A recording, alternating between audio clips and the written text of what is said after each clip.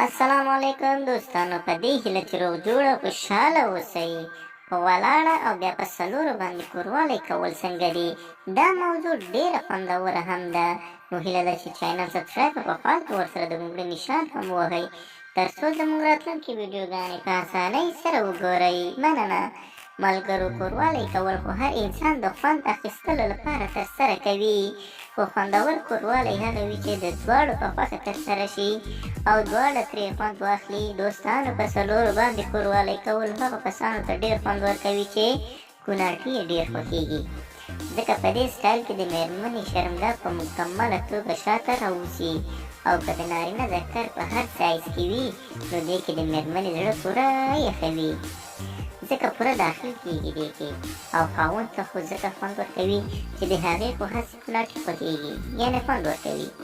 او دې سټایل کې هر دخول کې د کوناټو سره ورنونه لګېږي، کوم چې د ډېر خوند سبب ګرځي.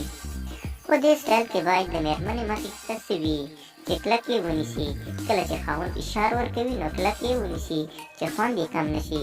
دوستانو، په دې هیله چې ویډیو مو د خوښۍ سبب ګرځېدلی وي نو ضروري لایک او شیر کړئ، او زموږ چینل هم سبسکرایب او په فال کې ورسره د ګوګل نشان هم ووهئ. مننه.